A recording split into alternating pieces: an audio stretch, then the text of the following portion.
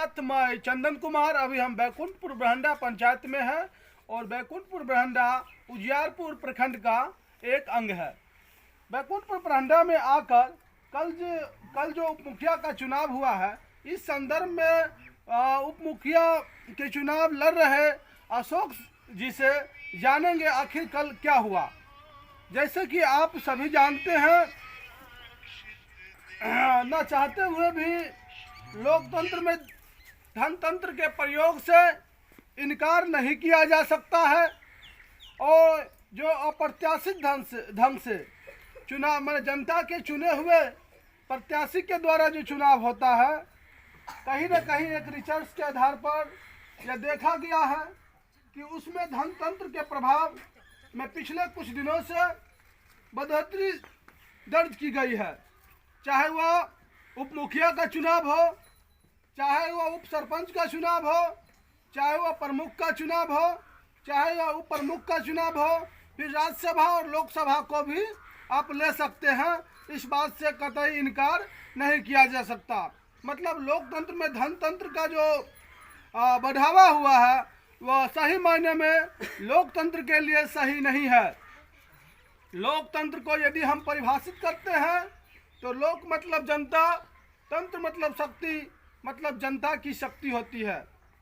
लेकिन हम पूरा इस आरोप की पुष्टि नहीं करते हैं, लेकिन इस बात से इनकार नहीं किया जा सकता कि लोकतंत्र पे धनतंत्र हावी नहीं है। तो हम अशोक जी से जानेंगे कुछ न्यूज़ चैनलों के द्वारा कल ब्लॉक परिसर में इनके गुम होने की, मतलब इनके मूर्छित होने की खबर जो है कुछ न्यूज़ चैनलों द्वारा चला दी गई। तो हम उनके घर आकर यह पता करने का काम कर रहे हैं कि क्या कल की क्या घटना थी। अशोक जी के जुबान से हम जानने का प्रयास करेंगे। सर नमस्कार। समाज के और पंचायत के सभी लोगों का मैं अपने तरफ से हार्दिक अभिनंदन करता हूं और स्वागत करता हूं। मैं अशोक महतो, पिता स्वर्गीय सिंहेश्वर महतो। मैं बैकुंठपुर बरहंडा पंचायत प्रखंड उजियारपुर जिला समस्तीपुर का निवासी हूँ। मैं एक मजदूर और किसान वर्ग से आता हूँ, जो कि हुंडा बटैया खेत लेके भी अपना रोजी रोटी करता हूँ। रही बात चुनाव की, तो मैं 2006 से चुनाव में हूँ। 2006 से 2021 तक मैंने निर्विरोध पंच पद का शपथ लेकर समाज के बीच सेवा करते आ रहा हूँ। इस बीच मेरी पत्नी भी एक बार 2006 से 11 के बीच, हम थे वार्ड 13 से, मेरी पत्नी थी वार्ड 14 से, दोनों निर्विरोध पंच चुने गए और हम मान के चलिए जो 2006 से 21 तक पंच पद पर रहे। इस बीच मैंने समाज का सहयोग सेवा सभी लोगों का करते रहा और अच्छा स्थिति रही। सोचे विकास का काम हो तो इसके लिए मैंने पद को बदलना निश्चय किया। इसके लिए मैंने वार्ड मेंबर, वार्ड सदस्य का चुनाव लड़ने का निश्चय किया, जिसमें भी मुझे सफलता हासिल हुई और समाज के लोगों ने बहुत अच्छे ढंग से सहयोग किए। उसके बाद हमने सोचा कि चलिए भाई अब देखते हैं, पंचायत लेवल की उप मुखिया की चुनाव है, तो उस पद के लिए मैंने आया। तो हमने तो प्रयास बहुत किया। मैं एक गरीब किसान मजदूर हूँ, मैं पहले भी कह चुका हूँ। मेरे परिवार में मेरी माँ है बूढ़ी, पिताजी स्वर्गवास चले गए। मेरी एक पत्नी है सुनीता देवी, जो मेरे सहयोग में 100% सहयोग करती रहती है।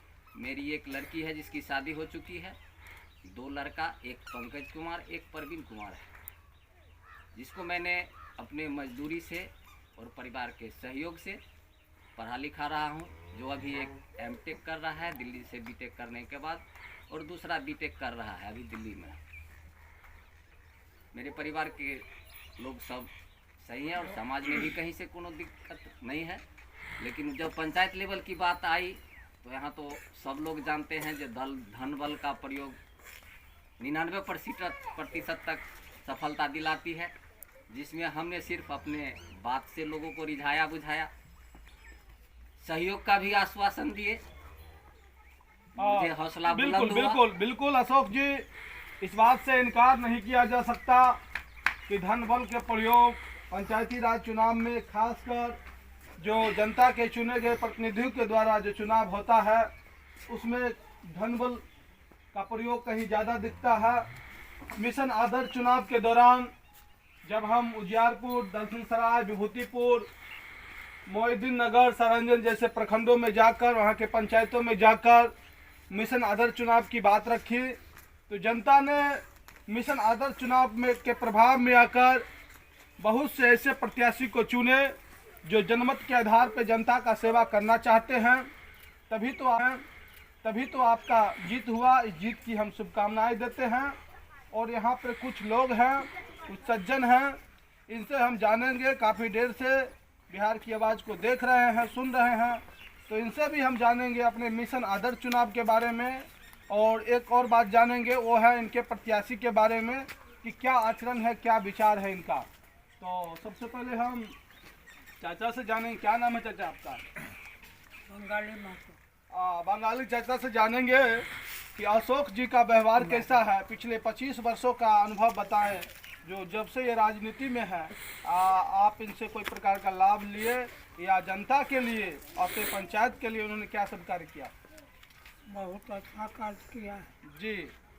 पंच के रूप में कभी इनके द्वारा किए गए फैसला से आप लोग असंतुष्ट भी हुए कि पक्षपात किए या फैसला जो है गलत किए? नहीं, कभी ऐसी गलत नहीं किया। कभी गलत नहीं किए। नहीं, गुटखा खाते हैं? गुटखा खाना छोड़ दीजिए, सेहत के लिए लाभदायक है। गलत नहीं किए। आप भी अपने परिवारों के लिए गलत नहीं करिए। क्या नाम है भैया आपका? मेरा नाम कुमार सिंह। भैया बताएं, अशोक जी के काम धाम से आप खुश हैं? नहीं, इनका समाज में जो है अच्छा प्रतिष्ठा बना हुआ है, कहीं जी। कोई दिक्कत नहीं हो रही है। आप जैसे कि हमने इंडिया न्यूज़ के बिहार की आवाज़ के माध्यम से अपने दर्शकों को बताया, लोग देखेंगे कि चुनाव में धनबल के प्रयोग से इनकार नहीं किया जा सकता। क्या हमारी बातों से आप सहमत हैं? बहुत ही सहमत है। इसमें तो कुछ कहना गलत हो ही नहीं सकता है।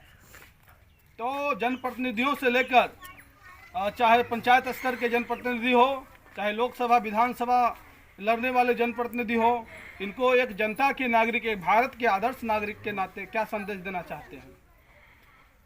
अभी जनता को धन बल से दूर रहना चाहिए। धन बल से दूर रहना चाहिए, तभी पंचायत का विकास हो सकता है। चाचा नमस्कार। क्या नाम है चाचा आपका? कल हम सुने थे उजियारपुर की जो घटना थी तो हमें रहा नहीं गया, बगल के पंचायत के हैं, तो अशोक जी से मिलने आ गए और ये जानने का प्रयास किए कि वास्तव में यही बात है या फिर समाज सेवा नहीं कर पाए, उनका इनको सदमा लग गया। क्या हुआ? समाज सेवा में कोई कमी नहीं जी। कल वाला घटना तो सही है जी। कल वाली जो घटना है तो जैसे कि हमने चैनल के माध्यम से दर्शकों को बताया कि जनता के द्वारा चुने गए प्रतिनिधियों के यदि बात